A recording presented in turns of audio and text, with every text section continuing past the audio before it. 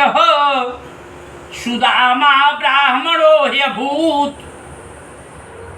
सत्यनारायण भगवान की कथा इस जन्म में भी लाभदायक होता है और अगले जन्म में भी लाभदायक होता है। इसका प्रमाण स्कंद पुराण में मिलता है, क्योंकि सत्यनारायण भगवान की पहली कथा करने वाला व्यक्ति, सत्यनारायण भगवान की पहली पूजा करने वाला व्यक्ति सतानंद था। उस जन्म में उसका नाम सतानंद था।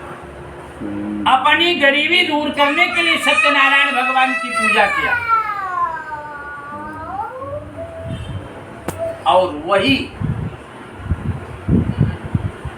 सतानंद अपने इस सत्यनारायण पूजा के प्रभाव से अगले जन्म में सुदामा के रूप में आया और सुदामा के रूप में आकर के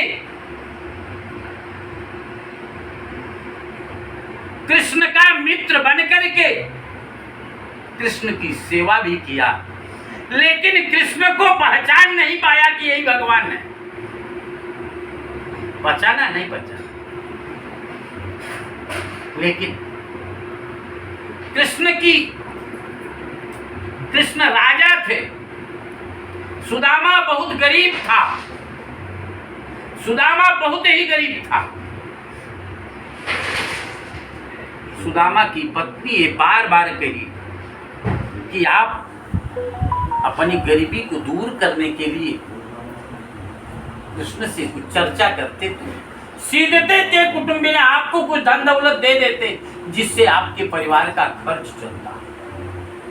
लेकिन सुदामा कहे कि भगवान से मांगूंगा नहीं, मांगो उसी से जो दे दे खुशी से और कहे ना किसी से। अगर मैं भगवान से मांगूंगा तो मैं मजदूर हो जाऊंगा और मांगने वाले की एक सीमा निर्धारित हो जाती है। दर्शन करने की बात अगर कहती हो तो मैं दर्शन के लिए जा सकता हूं। वह सुदामा कृष्ण का दर्शन करने के लिए गया। कितनी संपत्ति पाया ये आप सब अच्छी तरह से जानते हैं। अब दूसरे श्रोता की बात मैं बता रहा हूं। दूसरे श्रोता लकड़हारा। अब लकड़हारा अपने जीवन में सत्यनारायण भगवान की पूजा किया,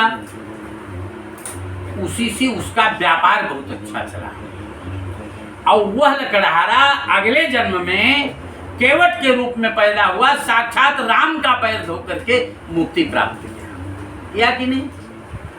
तीसरे श्रोता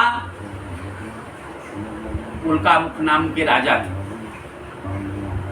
संतान की कामना के लिए भगवान सत्यनारायण भगवान की पूजा करते थे, लेकिन अगले जन्म में दशरथ के रूप में पैदा हुए।